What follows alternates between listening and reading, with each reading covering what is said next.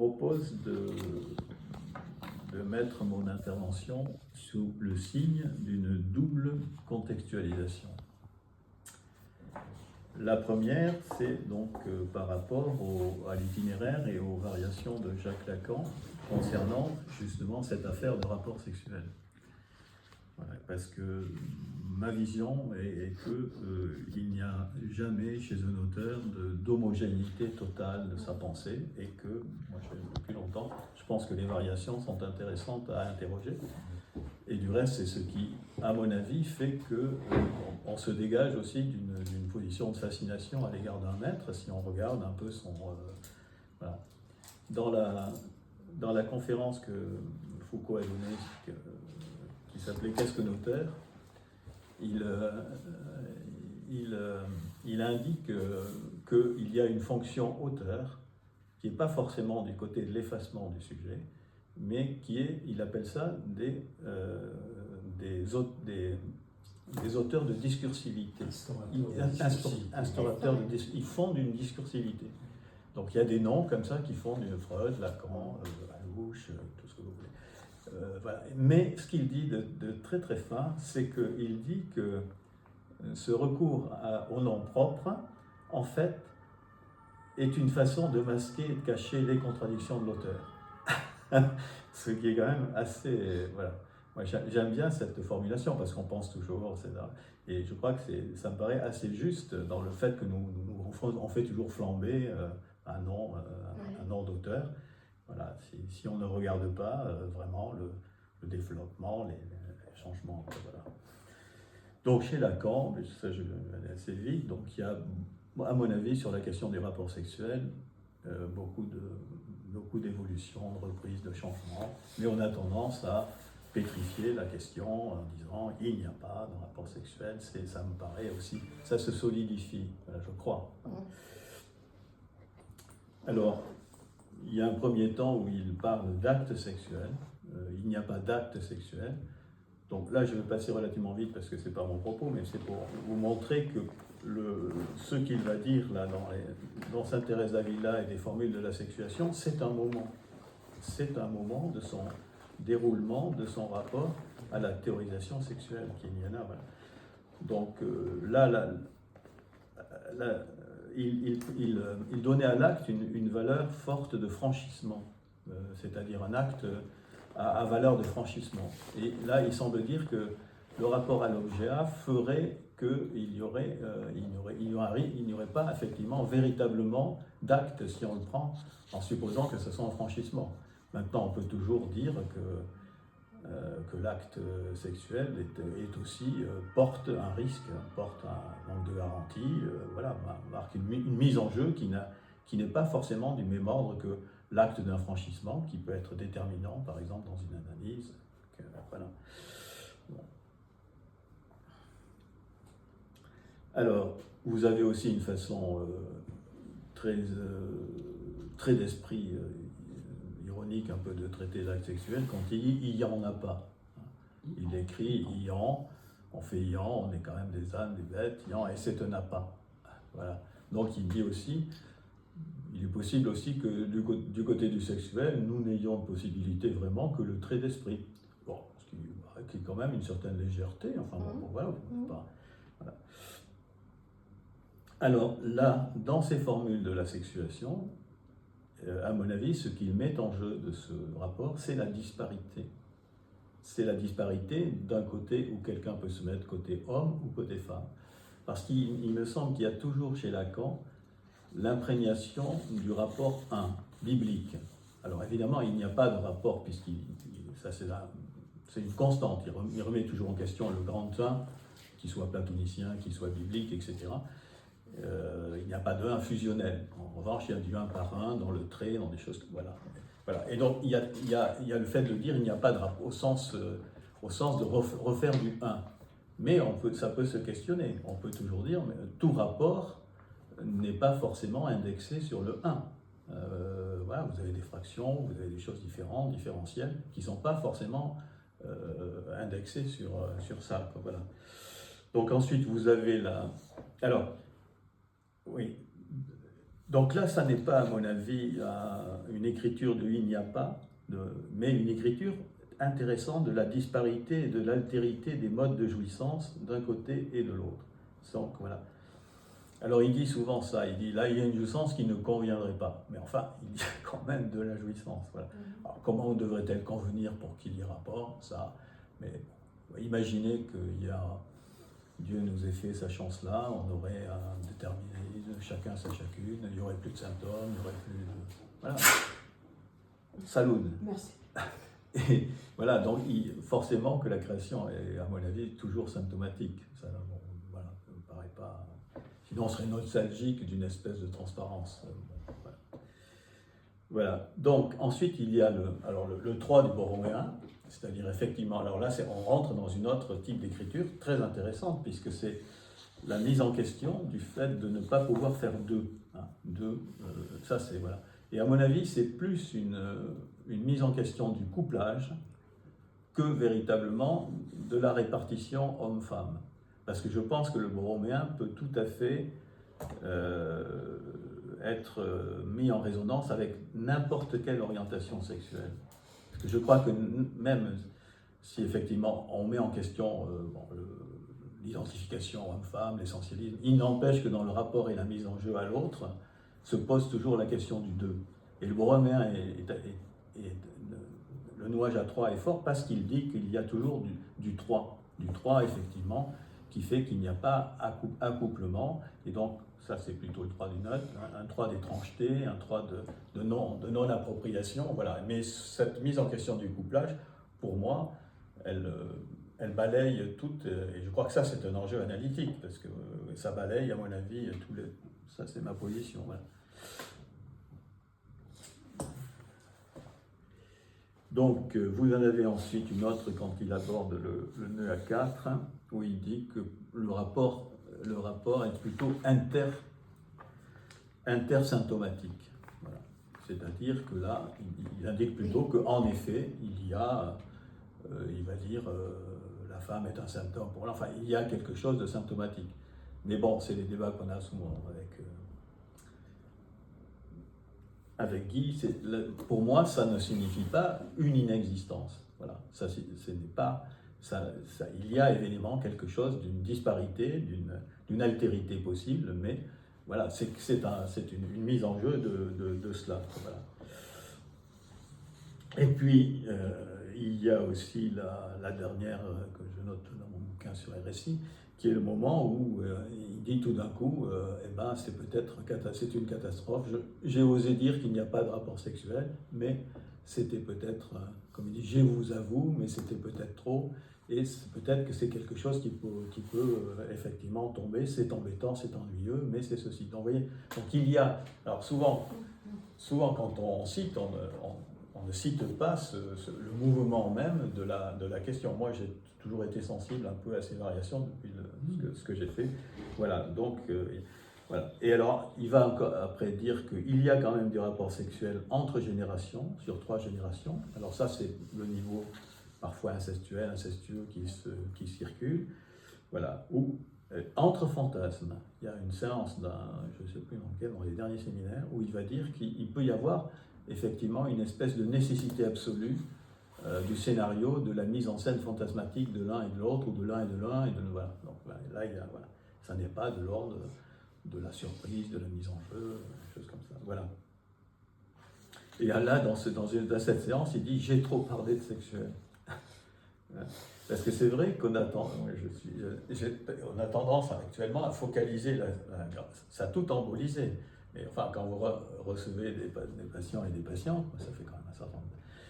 Vous les recevez pour il y a parfois des questions sexuelles, ça colore un peu tout, mais vous avez des questions de deuil, vous avez des questions de parenté, de rapport d'être une mère, d'être un père, vous avez des rapports professionnels, vous avez des interférences à toutes les scènes, vous pouvez avoir des questions des séparations, ça c'est quand même un lot.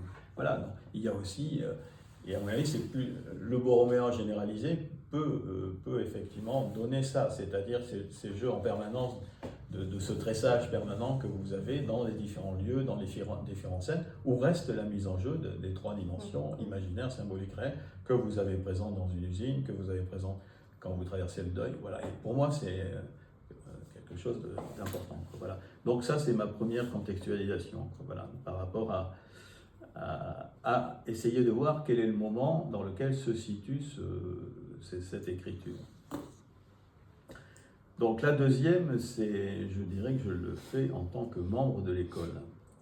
C'est-à-dire, on peut reprendre pour jouer un peu sur une formule de Lacan, un signifiant représente le sujet pour un autre signifiant. Moi, je me considère comme un membre qui représente l'école pour un autre membre. Et donc, je regarde ce qui se fait. Je regarde ce qui se produit comme bouquin, comme... je n'ai pas prétention d'être dans le tout, mais je regarde, je vois les thèmes, etc. Et ça me paraît important, et parfois j'ai l'impression que tout ça est juxtaposé, n'est pas noué, n'est pas interrogé, sans être une espèce de jugement, mais que ça soit qu'il y ait effectivement, comme dirait Foucault, un certain frottement, un côté agonistique, disait Foucault. C'est pas antagoniste au sens que ça soit une lutte, des affaires de rivalité, mais que ça soit mis en jeu, voilà. Alors par exemple, il y a eu un séminaire en Uruguay à propos de ça, où il y avait écrit No hay relation sexuelle porque no hay lo sexual. Alors, donc il n'y a pas de relation, si je traduis, il n'y a pas de relation sexuelle parce qu'il n'y a plus le sexuel. Alors c'est une certaine interprétation des Hertziennes avancées, parce que les Hertziennes avancées ne lient pas quand même qu'il y a un rapport de lien, qu'il y a l'objet, etc. Mais c'est refaire tomber avec ce fameux, cette question intéressante de la spiritualité qui est intéressante, qui est posée. Voilà. Mais on ne peut pas, à mon avis, plaquer ça sur le moment de cette écriture. Ça n'est pas, je ne crois pas que c'est un anachronisme épistémologique. Voilà, on pourrait dire ça comme ça. C'est pas possible, c'est pas la question n'est pas là. Où il y avait un autre titre de Mecayo el Veinte, qui est une revue que vous devez connaître, qui était Lo sexual indissociable de lo spiritual. Bon. Voilà. Et il y a aussi des livres qui paraissent, qui sont intéressants. Par exemple, la psychanalyse, l'exercice de la psychanalyse se fait au neutre, mais c'est très affirmé. Alors que Jean Alouche, quand il a interrogé la question, il écrit un livre qui s'appelle « La psychanalyse peut-elle être ?» Il y a une interrogation. Voilà. Donc l'école doit maintenir, sinon on tombe, et je ne pense pas que lui, du reste, aurait été d'accord avec ça. Voilà. Donc on doit maintenir et interroger, par exemple, la question du spirituel. Alors vous voyez par exemple que là, puisque je vais vous parler de Sainte Thérèse d'Avila, le spirituel catholique et mystique est convoqué. Voilà. Donc, voilà, le spirituel n'est pas non plus insignifié, univoque. Vous avez des spirituels multiples. Bon, Foucault disait que, justement, ce que tu as cité, il y a un moment intéressant de la spiritualité qui est le fait de se transformer eu égard à la vérité. Voilà. Mais, bon, on peut l'entendre, mais l'analyse est, par exemple, le rapport différent, mettons, d'un analysant en fin d'analyse par rapport à l'imaginaire, au symbolique et réel, qui se travaille par exemple par rapport au retournement des dimensions, est une façon de se transformer. Voilà.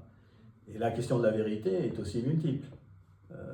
Voilà, la vérité, voilà, ça peut être dans le symbolique, dans une histoire que vous ne connaissez pas, vous vous rendez compte par exemple de l'histoire des familles espagnoles, la vérité c'est une mise en jeu aussi assez multiple par rapport pour moi, par rapport aux toutes dimensions. Et Lacan par exemple avait de la vérité une position plus, quand il parle de la vérité c'est toujours du mi-dire, ça laisse une place intéressante de quelque chose qui vous fuit. Foucault par exemple dans le parler vrai c'est assez comment il disait dire vrai, mais c'était parésiastique. Voilà. Donc il prenait ça sur... Voilà. Et en matière, par exemple, on peut dire, en matière de spiritualité, Foucault s'est laissé quand même, il faut le dire, il s'est laissé embarquer dans la spiritualité politique de l'islam. On ne le dit pas. Pas très longtemps, mais... non, je ne sais pas si tu es d'accord, mais il y a eu quand même... enfin, moi, j'ai lu tous les textes qu'il a fait, parce qu'il a effectivement considéré que c'était une rupture totale par rapport à l'Occident, par rapport au capitalisme, et donc voilà. Mais très vite, il s'est avéré que c'est devenu une théocratie, et ça a réintroduit Dieu, ça a réintroduit des choses, voilà. Donc il y a la spiritualité politique qu'il a énoncée pose problème. Voilà. En revanche, cette spiritualité de recherche, on peut l'entendre. Voilà, on verra ce qu'est la spiritualité mystique. Moi, je trouve que c'est intéressant par rapport à la psychopathologie. C'est-à-dire, je pense qu'en effet, une position spirituelle casse la psychopathologie. Ça, c'est important. Voilà, c'est-à-dire, moi, je serais plus pour une spiritualité profane. Voilà, c'est-à-dire que là, vous avez une position où, effectivement, vous ne concédez rien et vous recevez, vous accueillez, quels que soient les... voilà, donc ce mot... mais dans son bouquin, Alouche dit que, sur la question de l'exercice spirituel, il dit on peut trouver chez Lacan, et ça je le crois, des éléments qui laissent penser que Lacan tenait à une vision spirituelle un peu, justement pas médicale, psychopathologique, hein, je crois qu'il... Voilà, mais il dit aussi, on peut lui donner foi et crédit de ses... Mais en même temps, on le met à l'épreuve. C'est-à-dire que lui, on met aussi quelqu'un qui a passé à l'épreuve. Et ce qu'il dit effectivement de Lacan me semble tout à fait possible à son égard à lui, à Jean Alouche. Voilà. Ce qui n'est pas, voilà, c'est pas une question de démolition. Non, c'est une question à mon avis vraiment de transmission et de l'école. Il a eu cette, moi c'est ce qui a fait du reste que je me suis inscrit à l'école lacanienne. Il a cette position un peu non religieuse et catéchistique de Lacan, et que moi je pense qu'il faut aussi tenir nous-mêmes d'interrogations voilà, par rapport à ça. Quoi, voilà.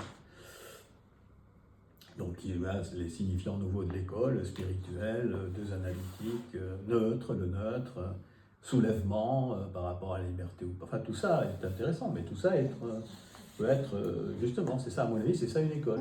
Voilà. Dans quel sens est-ce que vous pensez que le spirituel casse la psychopathologie ? Parce que la psychopathologie a tendance à classifier, si vous voulez. Classifier quelqu'un que vous recevez, vous allez... Oui, je le sais, c'est voilà, vous allez... Et donc vous allez dire dans que... Dans quel sens la spiritualité peut casser... Oui, vous allez dire par exemple que quelqu'un, c'est pathologique. Voilà. Bon, même dans l'histoire de la psychanalyse, par exemple, l'homosexualité a été pathologisée. C'est-à-dire on a considéré que c'était une perversion, parce que c'était pas... Mais dans quel sens la spiritualité peut casser ça ?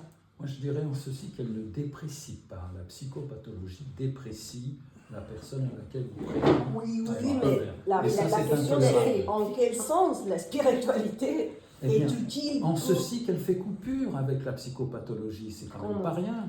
Par exemple, quand vous faites coupure, vous raisonnez selon d'autres catégories. Dans l'épopée Nozière, je n'ai pas 1 gramme de psychopathologie la concernant. Elle a été constamment injuriée, insultée.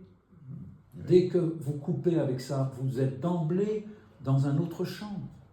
Parce qu'il y a des mots que vous n'utilisez pas et que vous n'utiliserez plus. Or, un mot, c'est une petite bombe parfois. Et c'est ce que vous voyez actuellement. La psychopathologie, c'est la psychiatrie finalement. Aussi, voilà. Aussi. C'est ce que vous voyez actuellement. Mais on pourrait dire la même chose des autres champs, par exemple de la psychanalyse. Mais oui, mais la psychanalyse elle a pu avoir aussi une tendance à être aussi très classificatoire. Oui. Et la psychologie ô combien. Voilà. Oui. Mais bon, c'est quand même ce qui se passe actuellement dans les demandes que vous avez. Quand vous avez des demandes, mais non, qui ne sont pas de demandes de gens psy qui veulent être analysés, ou des demandes du lot commun, les gens viennent avec les représentations actuellement collectives. C'est-à-dire, ils viennent vous dire, je fais une dépression, par exemple, j'ai fait un burn-out, ils utilisent ces mots. Et donc, votre art va être d'esquiver ça et de commencer à leur dire, parler, associer, voilà. Donc, vous avez même à l'intérieur, Lacan disait qu'on distingue un savoir référentiel d'un savoir textuel. Et ça, c'est un point important.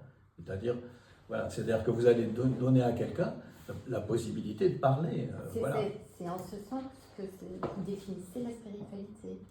du côté Oui, il me spirituel, semble, oui, voilà. Et de donner, oui, il dit, mais donner la oui, parole. il y a quelque chose aussi sur le rapport entre le trait d'esprit et la spiritualité. C'est assez, parce que le trait d'esprit, quelquefois, dégage.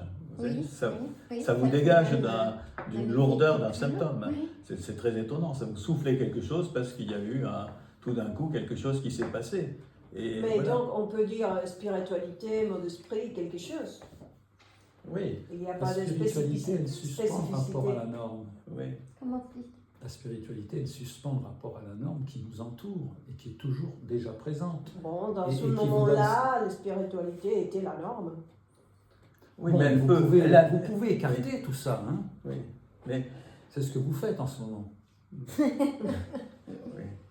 Non, mais le risque est que la spiritualité, prise par exemple dans une position catholique mystique, prise dans une position politique, de Foucault à un moment face à l'islam, par exemple, vous pouvez avoir maintenant une spiritualité trans qui va vous dire que c'est le fin du fin et qu'on va mettre en question le rapport domination femme par la notion de trans qui va effectivement faire une... Voilà, vous pouvez...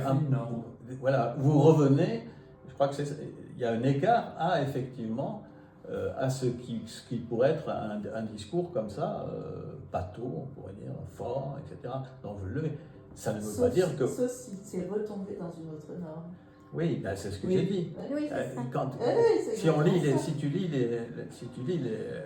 quand même les articles de Foucault concernant ce qu'il a, il a eu le droit de croire. Et tu vois, je ne suis pas d'accord avec ça, je vais te dire pourquoi. Oui. À un moment, je les ai relus, les articles, Oui. dans les 10 écrits, il y en a 5 ou Oui, 6. oui.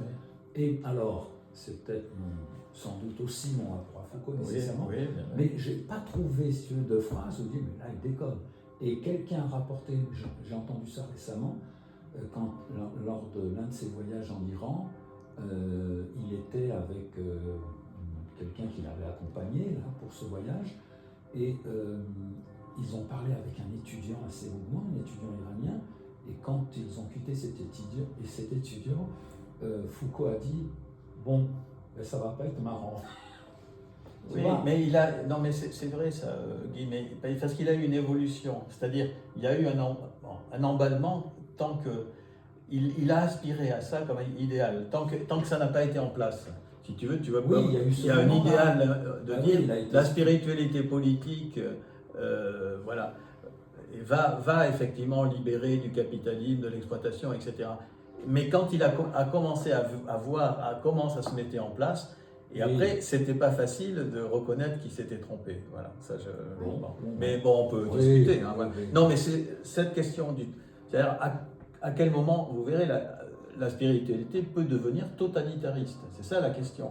Elle a un côté, je crois, profane. C'est un peu un trait d'esprit. En allemand, il y a deux mots. Il y a le trait d'esprit, c'est Witz, et l'âme, l'esprit, c'est Geist. Voilà. C'est curieux. Et vous... Voilà, quand vous dites trait d'esprit, c'est pas pareil que l'esprit saint. Voilà. En ce sens, on peut tout gâcher. C'est pour ça que je crois que la radicalité, elle est du côté de la nuance. Oui, mais ça, je suis absolument d'accord. Tu es force. À partir du moment où on croit au signifiant, on pense qu'il y a toujours une marge. Quand on s'embarque trop vite sur le signifié, vous devenez totalitaire. Voilà. Et ça, je crois que c'est une position quand vous recevez. Et des gens d'abord, ils sont très étonnés parce que vous les recevez 3 quarts d'heure, alors que les médecins et tout ça, ah bon, vous me faites parler, voilà. Parce que ça peut aussi devenir actuellement une défense, hein, notamment par rapport aux enfants. Les parents viennent, ils disent, il est hyper ceci, il est hyper cela, ils savent tout avec Internet, avec la mode et tout ça. Et décaler comme ça, et tout d'un coup, c'est tout un art, hein, c'est passer de ce savoir référentiel à ce savoir textuel. Et donc je crois que ça, c'est un moment de... Voilà, on pourrait dire ça. Quel est votre esprit dans votre relation, on pourrait dire ça, dans votre relation avec cet enfant, qu'est-ce que vous faites? Mais ça, si vous dites qu'il est hyperactif, etc., vous le cantonnez, le stigmatisez dans une hypothèse purement organique. Hein. Un des premiers traits de la spiritualité, c'est le silence. Et le silence, c'est pas spécialement psy, quoi. Oui. Parfois, c'est des confesseurs. Mais je ne sais pas si pour vous, la spiritualité, c'est quoi? pas si rigole ou pas. Mais est-ce que vous en faites un objet quand vous posez la question comme ça. Oui, mais ça nous Ah, permet ben si, il Qu'est-ce faut- que vous entendez pour spiritualité? Ben, je vous ai déjà répondu plusieurs fois et vous reposez la même question. Parce que je ne comprends pas. Mais je Bon, respecte c'est- tout à fait votre incompréhension. Bon. Oui. Mais est-ce que ce que je vous apporte, ça vous paraît plus possible ou pas? Ou c'est ça, Non, je Non. seulement essayer de vous suivre. D'accord. Voilà, On va pouvoir discuter encore tout à l'heure. mais c'est quand même une. Alors, comment dire ça? La pathologie, c'est dire il est pathologique, c'est une souffrance pathologique. Quand vous dites une autre, vous pouvez dire que quelqu'un a des symptômes parce qu'il est en souffrance. C'est pas pareil. Comme une lettre en souffrance. Voilà. Quelque chose qui ne peut pas totalement symboliser, ou qui ne peut pas se dire, où il y a un réel qui échappe. Enfin voilà. C'est quelqu'un qui est en souffrance. C'est autre façon de dire il est dépressif. Vous voyez, il est dépressif. Ce que vous ne Non, savez. je comprends bien qu'est-ce que c'est la pathologisation. Je Oui, le ce sont des comprends catégories. parfaitement bien. Voilà, mais Ce c'est que je déjà. ne comprends pas, est-ce que qu'est-ce que vous voulez dire par spiritualité? Et pourquoi dire spiritualité et non psychanalyse et non monde esprit? Oui. Mais c'est pas incompatible. La Mais psychanalyse c'est dire une que forme la- de spiritualité. Vous engagez Là, c'est une école. Bon, On engage une- ces phrases-là, la psychanalyse, c'est une forme de spiritualité. Mais dans à mon l'école, il y a avis, il y a beaucoup c'est- de publications à cet égard. Vous les écartez d'un revers de main? Mais pourquoi est-ce que vous mettez en colère? Mais parce que vous ne cessez de dire non et de poser la Non, même mais question. je crois pas Parce qu'elle que je ne comprends pas quel est le problème. qu'elle soit en train de Vous dire avez eu non. des éléments de réponse Mais quel est et le vous faites la même problème? réaction. Mais- Je veux continuer si Oui, je bon. veux parce que je ne comprends pas. non, Très mais je bien. pense- Et on est dans une Non, espace de attends, discussion. attendez, je Voilà. crois qu'elle Moi, vous voulez parler. c'est vrai que moi j'aimerais aussi qu'on définisse davantage ce que vous mettez sous le terme de spiritualité. C'est pas tant, parce qu'effectivement la psychopathologie, on voit très bien ce que c'est, mais moi aussi, c'est pour ça que ça m'a intéressé quand vous avez dit la question du textuel, hein, plutôt que le référentiel. Là, je peux comprendre Oui. comment vous définissez Oui. pour vous Oui. cette terminologie Oui, de pour moi, spiritualité, parce que oui, sinon, moi, c'est- effectivement, si on ne s'entend pas sur le mot, c'est là qu'on peut être du coup dans des Oui, mais incompréhensions. c'est un signifiant qui, voilà, c'est un signifiant qui peut être, qui est interrogé, Est-ce que ça, voilà, ça qui répond peut mieux donner lieu à des, qui est interrogé, mais chacun peut y risquer la façon dont il entend. Voilà. Moi, je récuse le spirituel à partir du moment où ça devient totalitariste, voilà, idéologique. Bien sûr, ça on Même, a bien compris. Voilà, et qui ce serait presque aussi une opposition à la chair, voilà. Mais Ouais. c'est pas la position. Comment- C'est pas la position à Louche, disait dans ce bouquin, il dit que curieusement, il articule toujours le spirituel au charnel. Voilà. Oui. Alors, et après, c'est compliqué de supposer qu'il. Alors, c'est toute la lecture d'Artaud. C'est compliqué de supposer qu'il y aurait un autre lieu comme ça, spirituel, qui serait détaché véritablement du corps. Vous verrez que chez Sainte Thérèse d'Avila, c'est effectivement pas du tout le cas. Même si elle pense. Si elle parle d'expériences spirituelles, mais qui passent par le corps, quoi, voilà. Mais il y a- oui, Jean-Louis, si on Oui. compte jusqu'à 4, on peut préserver l'imaginaire au corps, puisque c'est une équation que Lacan a donnée, oui, et réserver la chair à ce que chaque jour on appelle corps, à tort peut-être. oui. Hein, quand moi je dis une chair souffre et non pas le corps souffre, je laisse le corps du côté de la figure et donc de l'imaginaire, de la silhouette, du fantasme. Oui. Tandis que si je souffre dans ma chair, symptôme aussi bien au sens analytique que médical, c'est ça, je prends la chair. Oui, on peut, Tu vois. oui, on peut. L'image corporelle ne met pas en jeu parfois le réel véritable corporel. C'est-à-dire ce que je dis dans le bouquin sur le réel aussi, par exemple, de la perforation, de la maladie, des choses comme ça, qui touchent le corps, mais de façon réelle. Enfin, Voilà, et Voilà, c'est il y a là où quelque moi je chose préfère dire la chair. oui, on Tu peut. vois. Oui, voilà, mais bon. Mais enfin, on a entendu la spiritualité catholique, le péché de la chair, quand même. Ça, c'est Oui. quand même. Oui. important. Oui. Ouais, Pour bon. les catholiques à juste titre. Ouais. Bon. Voilà, alors, eh bien, écoutez, donc, alors je vais vous parler de ce moment de Lacan qui va donc poser ce qu'on appelle les formules de la sexuation et qui, évidemment, ont donné lieu à de multiples lectures. On pourrait dire de façon un peu triviale, combien de fois est-on passé sur les formules de la sexuation? Voilà, donc à ma connaissance, ça n'a jamais été mis en jeu dans l'école. Il y a eu des livres qui ont paru avec des interprétations, mais là non plus, il n'y a pas eu débat. Voilà, comment vous lisez, là, voilà, c'est ce qu'on n'a pas. Voilà, et donc là, ce qui m'a fait un peu réagir, c'est ça, c'est-à-dire qu'on posait la question parce qu'il n'y a pas de sexuel, on l'associait à ça, ou à mon avis, là, ça n'est pas du tout la question, puisqu'il y a une jouissance possible que Lacan attribue à Sainte Thérèse d'Avila. Voilà. Alors, ce qui est intéressant, c'est que ce sont des formules, parce que je pense que Lacan souhaitait attraper un peu ce qu'il disait le réel par des formules, ce qu'il appelait le mathème, mais en même temps, il disait, la limite aussi du mathème, c'est qu'il est toujours parlé dans la transmission. Il y a un moment où il disait, on pourrait supposer que la transmission de la psychanalyse, ce serait intégralement un mathème, donc à la limite, ça serait presque un discours mathématique sans équivoque, etc. Or, effectivement, malgré le fait qu'il va jouer par exemple sur l'universel et la particulière qui sont prises à des catégories d'Aristote, ou petit a, ça va se parler, et il va même arriver à parler de la question de Sainte Thérèse d'Avila autour de ce mathème, ce qui est quand même assez étonnant dans le type même d'avancée qu'il donne, puisqu'il va même dire qu'en matière il n'est pas sûr que Dieu ait fait son exit. Enfin, quand même inouï. Il a pas, voilà, Dieu n'a pas fait son exit, voilà, en matière de la question sexuelle. Voilà. C'est très étonnant d'aller chercher le type de jouissance de Sainte Thérèse pour parler de la jouissance féminine. Voilà.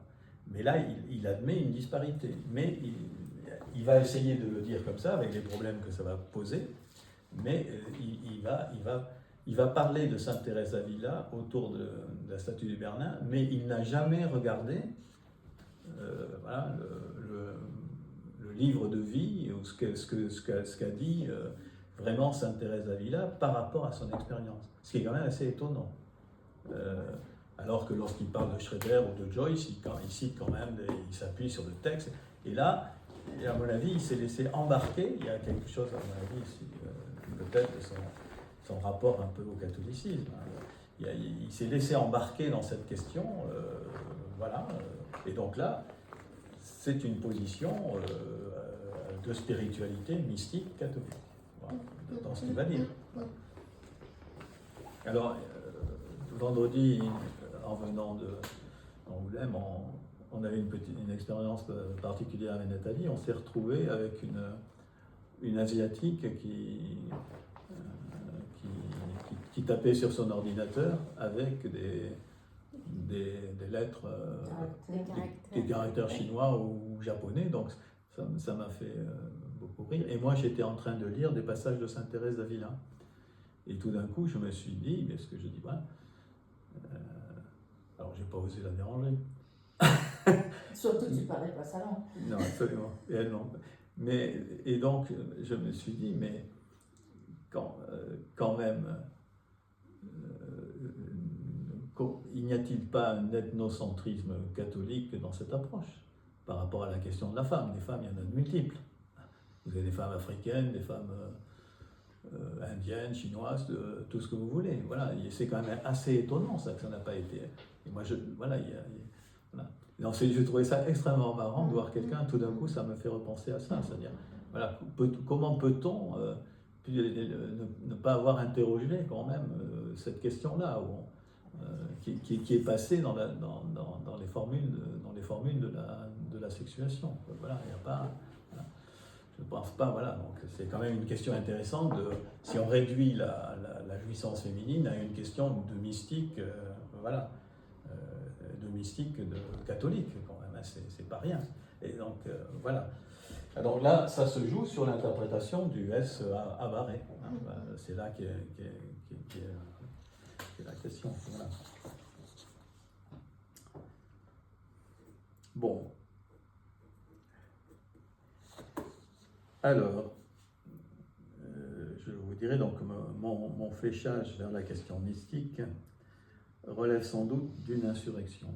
Donc, c'est une intime insurrection où je ne pouvais que m'offusquer, donc moi-même, dans mon parcours, Dieu sait pourquoi, devant le rabattement de la jouissance féminine sur le ravissement de Sainte Thérèse d'Avila. Donc, il y a quelque chose qui me hérissait le poil. Tu ne l'as pas dit à la nana du train. Non, je ne l'ai pas dit. Donc probablement, en fonction de mon appréciation catholique, comme Lacan et comme Joyce, que j'ai eu jusqu'à une période de mon adolescence où j'ai cessé cela, même si ma maman m'a dit « si tu fais ça, je me tue ». Donc, vous voyez. Donc, quel manque de neutralité.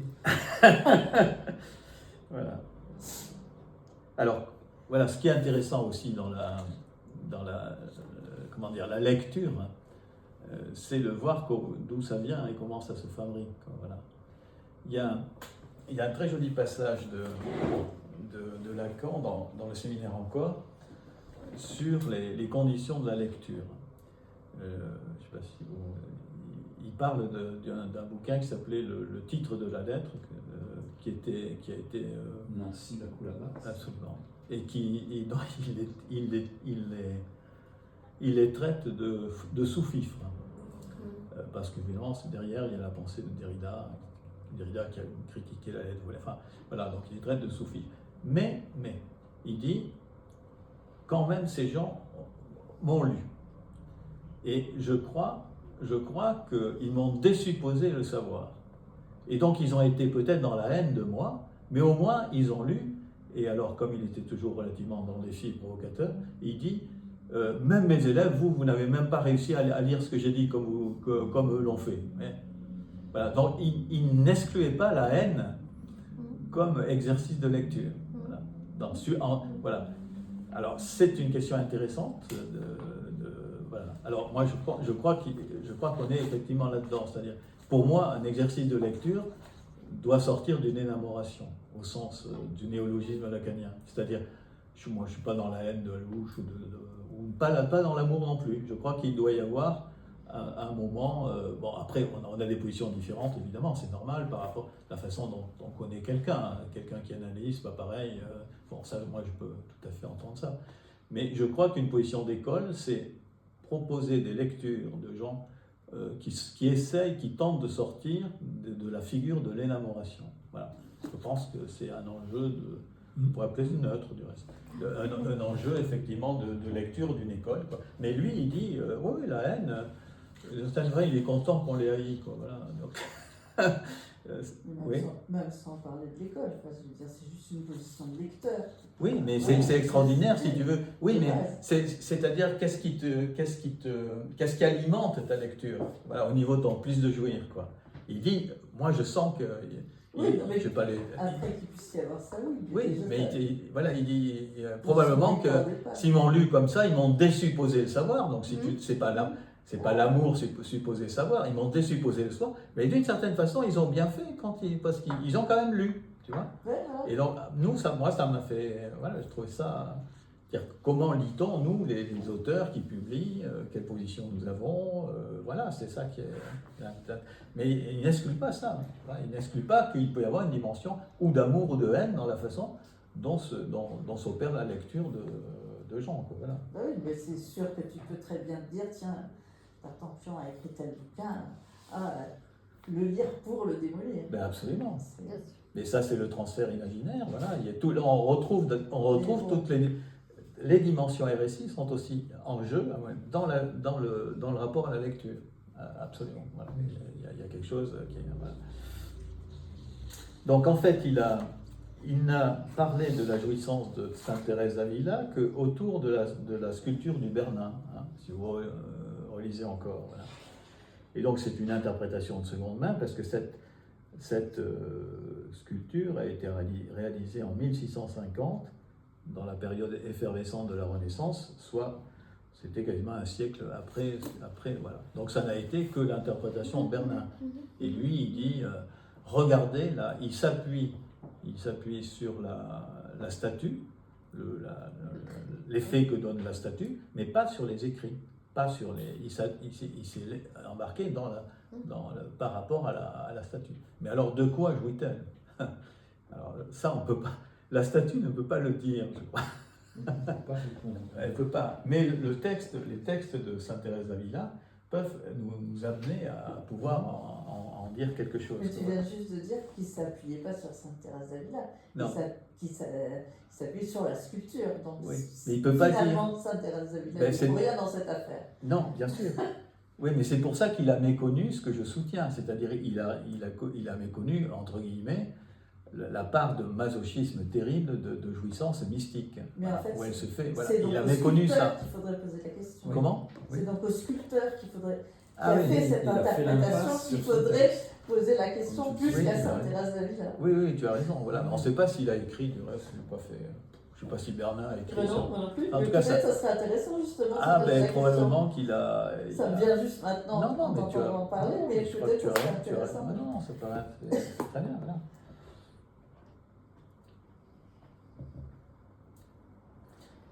Alors, bon, on sait que Lacan était allé souvent à Rome, manger souvent au Vatican, enfin, il avait quand même quelque chose d'assez important. Et il était assez fasciné par la représentation baroque du catholicisme. Quoi, voilà.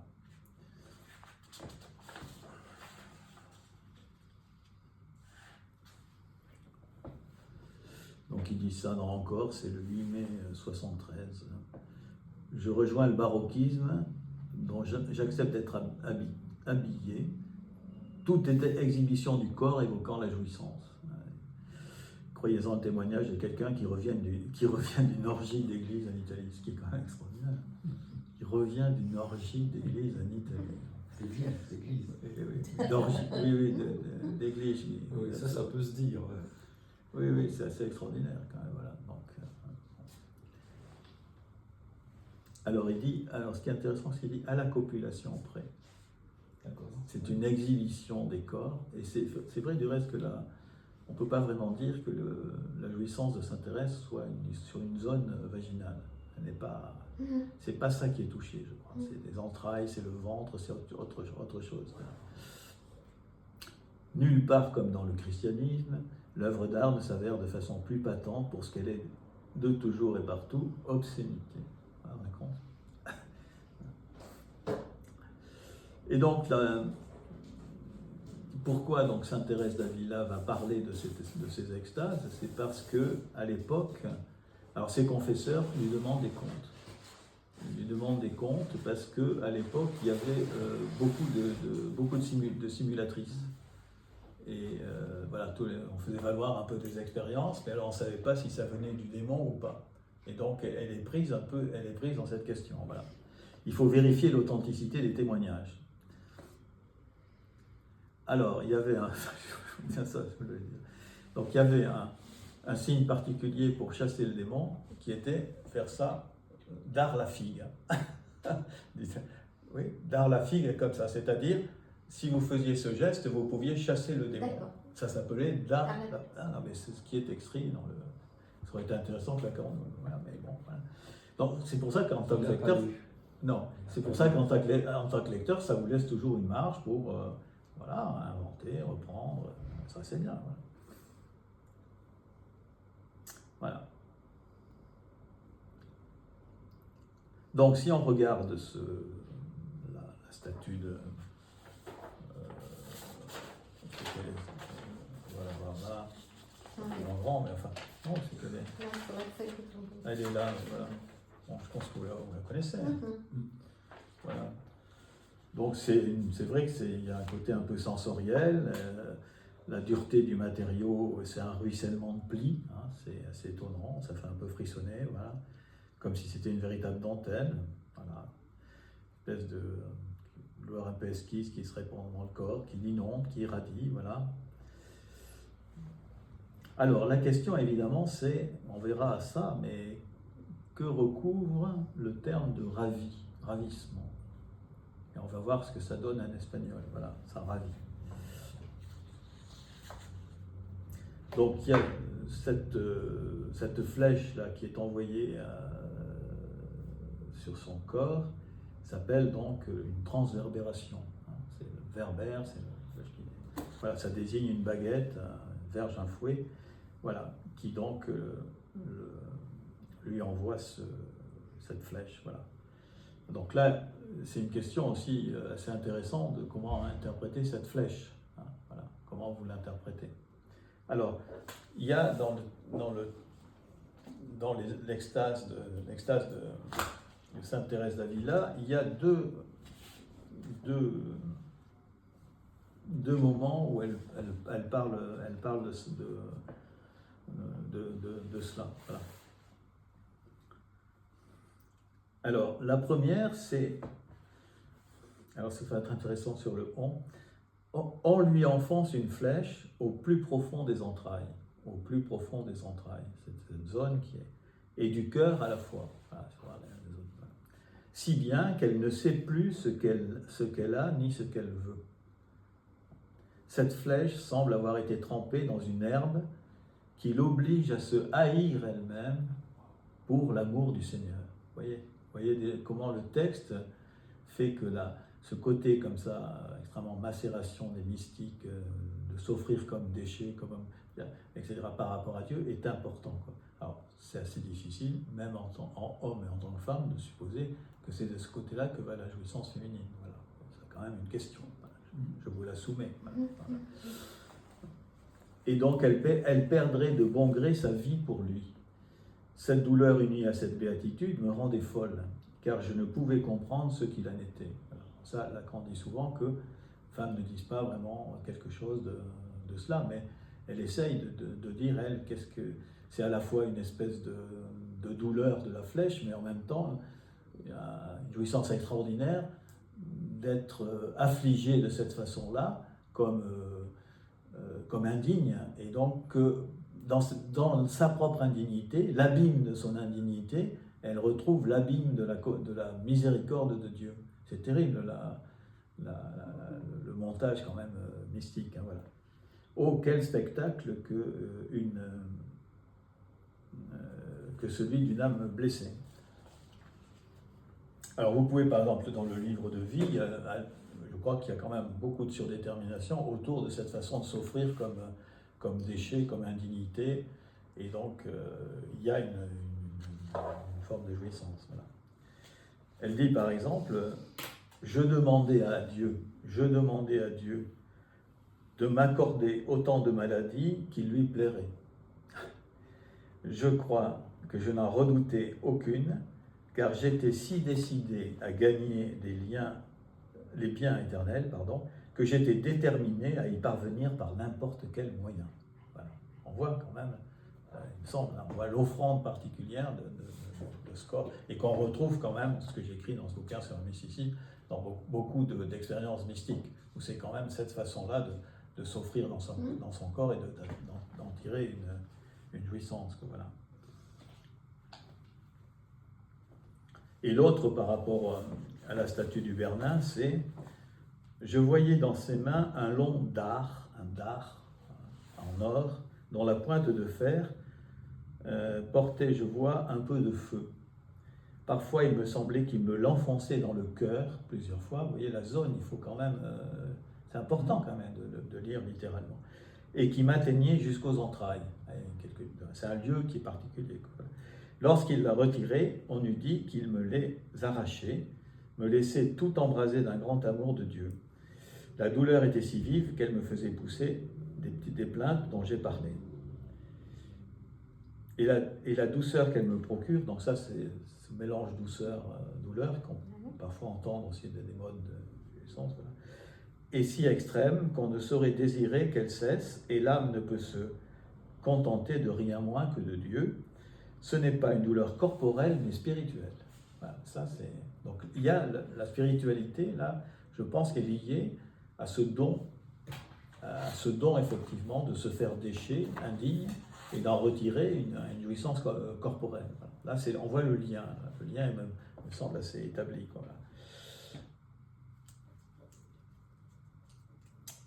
Voilà. Donc il y aurait la douleur corporelle et la douceur spirituelle. Absolument. Absolument, c'est ce qu'elle dit. Voilà. On trouve la douceur spirituelle dans cette façon de s'abîmer. S'abîmer, c'est un terme que tu trouves dans quasiment beaucoup de mystiques. Ils s'abîment tout le temps, ils sont dans la double abîme et ils tombent dans l'abîme aussi extraordinaire de la miséricorde de Dieu. Voilà. Mais avec un double mouvement, c'est qu'ils sont presque indignes quand ils veulent l'attraper et la voir. Et donc, ça ne va pas.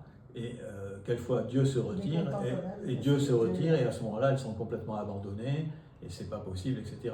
Dans les poèmes de Hedwig d'Anvers, ça ne cesse d'être cette espèce d'alternance. C'est impossible. Tu peux pas désirer la fruition avec Dieu puisque tu es indigne, et en même temps, tu ne peux pas non plus accepter qu'il t'abandonne. Voilà, Et tu as bien dit douleur spirituelle. Hein. Oui, il a dit ça. Parce que vous avez repris sur douceur. Oui. Mais elle a dit, attends, elle dit, attends, je sais pas si... À un moment, elle parle de la douceur. Attendez, peut-être qu'il y a, mais c'est intéressant comme question. Voilà. Mais elle dit... Déjà dans le signifiant, c'est Il intéressant. associe mais c'est douleur autre chose. et douceur. Ah oui, c'est presque le Ah même oui, mot. oui. Hein. Mais C'est pour ça que j'ai repris les deux. parce que sinon, ça faisait un petit peu happy end, tu vois. Ce n'est pas une douleur corporelle, mais spirituelle. Oui. Mais elle dit avant, et la douceur qu'elle me procure est si extrême Voilà. que effectivement, ça devient une douleur aussi spirituelle. Voilà. Ben oui. J'allais enfin, là, je dire, regardais il y a un une truc sur subversion. Mais on ne peut pas dire ça, quoi, à ce moment-là. Si elle passe de douceur à douleur. Oui. Mais là, par préférais exemple, là, l'inverse. je regardais un truc sur la statue de Merlin. Oui. Il dit que donc cette flèche là qui lui rentre, lui perçait le cœur, et ça lui perce à la fois le cœur, et il dit quand il la retira, je sentis que j'étais rempli de l'amour de Dieu. Donc ça rentre avec douleur, et dedans ça met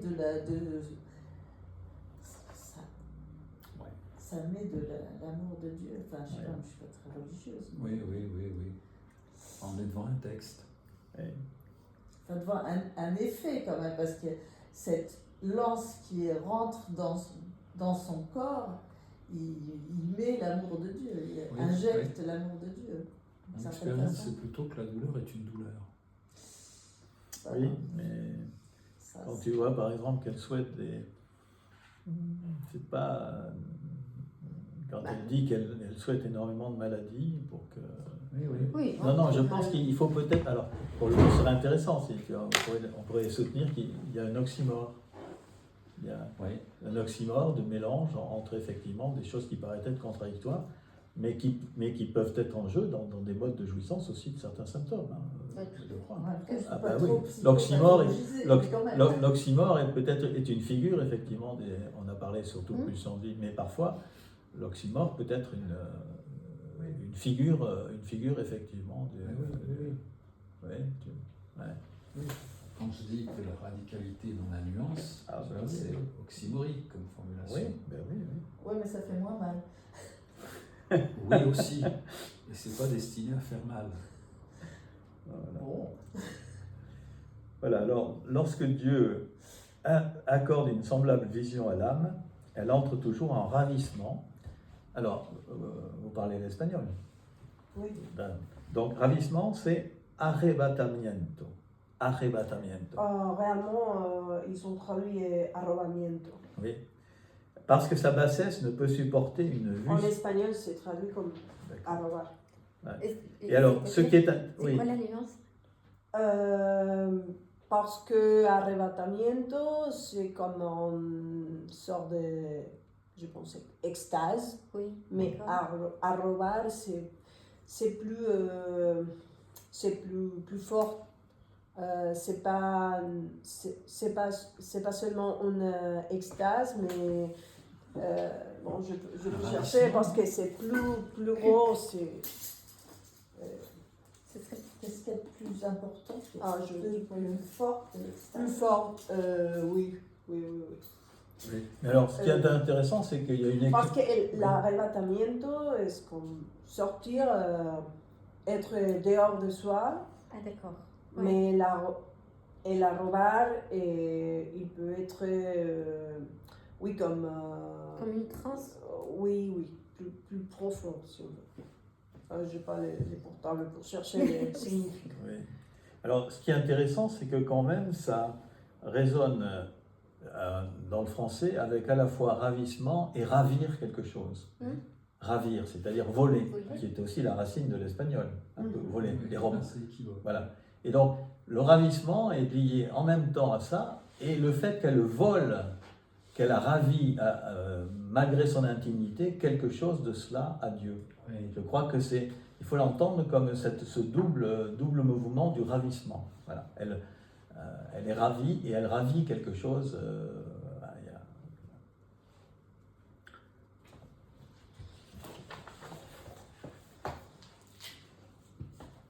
Donc, arrebatar dérive de robar aussi, signifier arracher, prendre avec violence. Voilà. De sorte que l'extase accordée au corps de cette femme entre en discordance avec son indignité. Voilà, c'est ça qui est. Elle ne cesse de parler de ça. Elle ne saurait mériter ça. Ouais, la flèche est quand même. Voilà. Elle est une usurpatrice qui vole cette grâce et s'envole en elle. Voilà. L'union avec l'autre est placée quand même sous le signe du recel. Quelque chose qui est comme ça. Elle est enlevée, ravie, soulevée. Alors, au passage, il y a quand même des gens qui ont considéré qu'elle faisait quand même des crises épileptiques. Voilà. Non, ça c'est le médical. Mais il peut y avoir sous épilepsie des formes aussi voilà, qui sont remplies de visions, de choses comme ça. Voilà. Mais ça peut, bon, ça ne remet pas en question ça. Quoi. Elle est enlevée, ravie, soulevée, elle ne peut s'y dérober. Alors, les époux, elle parle des épousailles avec l'époux, et l'époux c'est esposa, et donc avec son maître, mais ça suscite de l'épouvante, et en espagnol, l'épouvante c'est espantosa. Donc c'est une épouse, esposa, espantosa. C'est ça qui me semble lié dans l'extase. Quoi. Voilà, et donc c'est effrayant au lieu de discorde entre ravir et ravir. Voilà. Et donc il y a un paradoxe entre le ravissement et l'avilissement. Il y a quelque chose, s'intéresse d'avilissement. Il y a quelque chose aussi comme ça qui est dans le mysticisme. Voilà. Donc c'est vrai que ça peut écarter quand même la question de la puissance féminine, sauf qu'il peut y avoir, il peut exister des puissances masochiques. Voilà. Que fais-tu, ô le tout-puissant maître de mon cœur, songe à qui tu accordes ces souveraines faveurs. As-tu oublié que cette âme est un abîme de mensonges? Comment peux-tu me faire entrer en ravissement alors que je suis un abîme de mensonges? C'est une espèce de chose terrible, je trouve.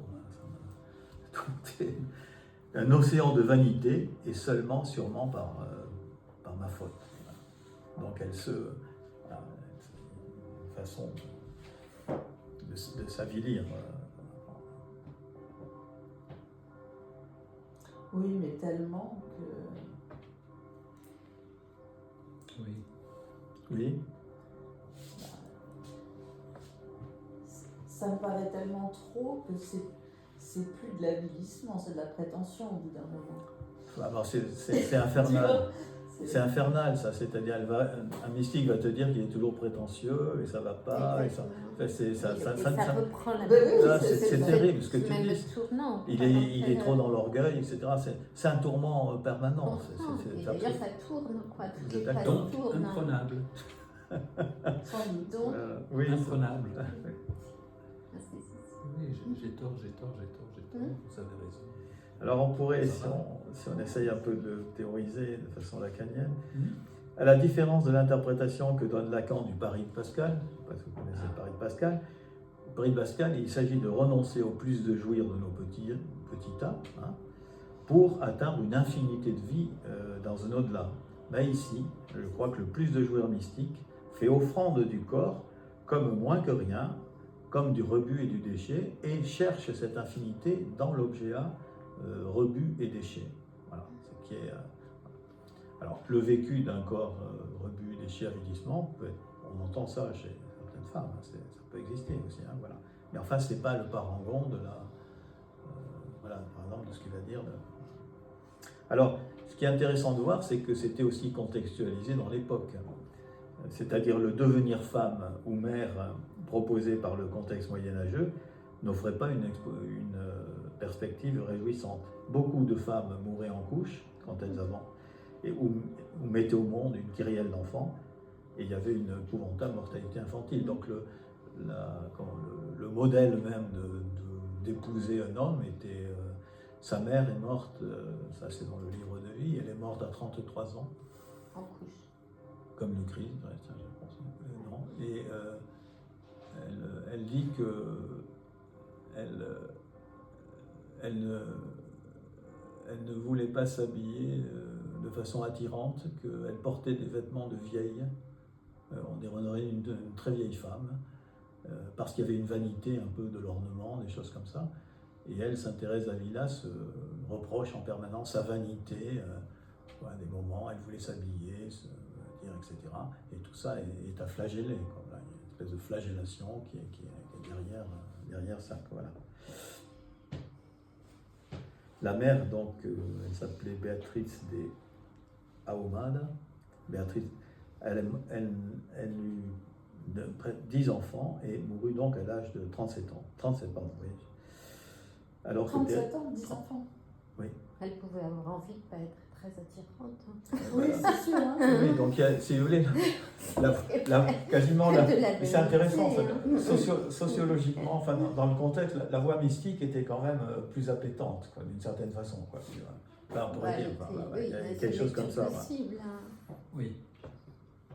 Surtout, elle n'a pas été violée, ça on en est absolument certain. Bah là, c'est tout fait pour, visiblement.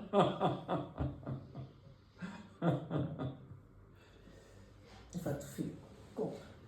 Voilà, par exemple, dans cette histoire d'avilissement, là, il y a un mystique qui s'appelait Henri Souzeau et qui décrit une scène. Il ouvre la fenêtre de cellule et regarda. Il vit un chien qui courait à l'intérieur du cloître et qui portait dans sa gueule un mauvais lambeau d'étoffe. Il le jetait en l'air, il le jetait à terre, il le mettait en pièces. Une voix intérieure lui dit « Résigne-toi et vois comment le lambeau d'étoffe se laisse maltraiter en silence, fais de même. » Vous voyez, quel est le... Voilà, bon, c'est ça.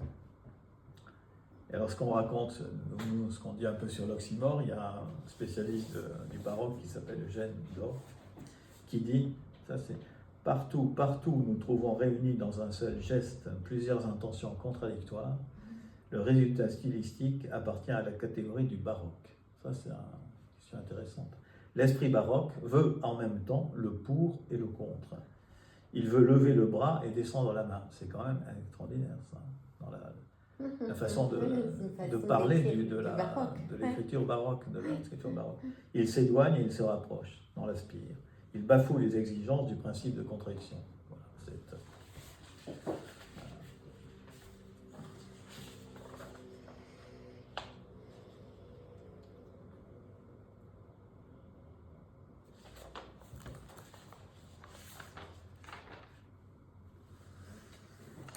ce que je vous disais aussi là, d'Edwige d'Anvers, qui parle de ce tourment, on pourrait... un peu les choses du côté du esprit, la traiter de mystérique. Ô bel amour, vos tours sont trop rapides. Quand vous dites une chose, vous en pensez une autre. Maintenant doux, puis cruel, puis de nouveau changé. Vous feriez tout de même bien de vous décider.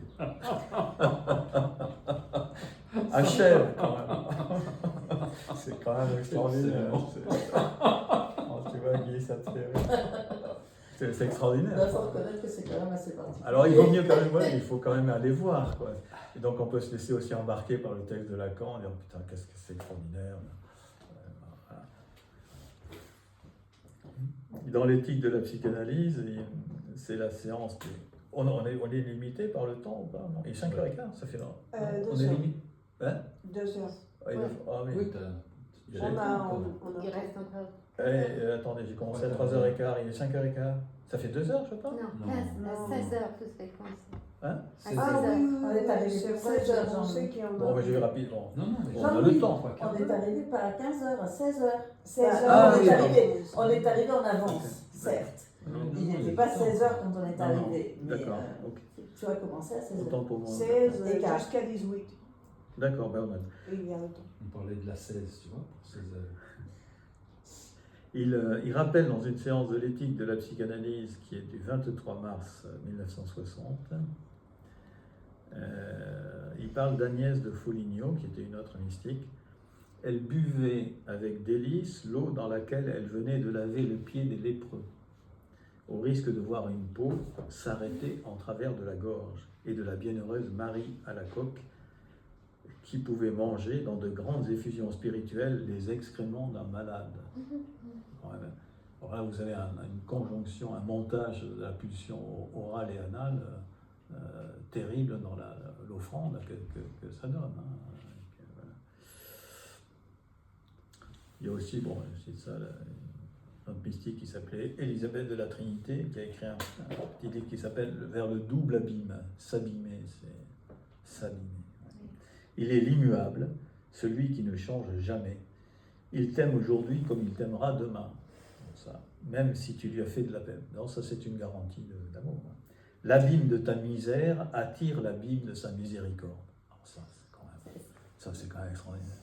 L'abîme de ta misère attire l'abîme de sa miséricorde. C'est exactement ça. Voilà. C'est classe. Cache-nous au fond du double abîme. C'est là que nous attend la douceur des cieux.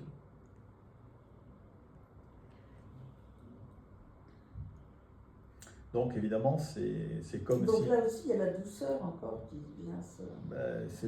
je crois que le baroque dit très bien ça, Ouais. ce mélange, enfin, je crois qu'on ne peut pas dire plus que son. Donc ça sauve, même s'il y a ces changements, il y a quand même une sûreté de cet amour contre la versatilité de nos amours humains et mortels, comme elle dit. C'est l'immuable quand même si c'est un mouvement de double abîme. Il y a quelque chose d'une garantie dans cette double abîme. Bah, l'inconditionnel, ça Comment autorise à Oui. faire toujours. C'est ça. Voilà.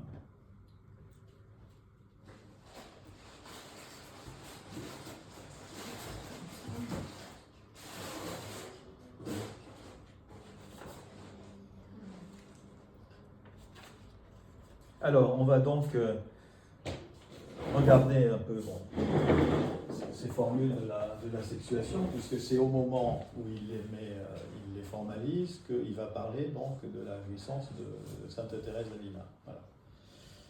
Donc, moi, je vous donne ma lecture, hein, un peu précisément. Ce qui est curieux, c'est que même si c'est un mathème, il n'empêche qu'il y a une part de façon de le lire. Hein, voilà.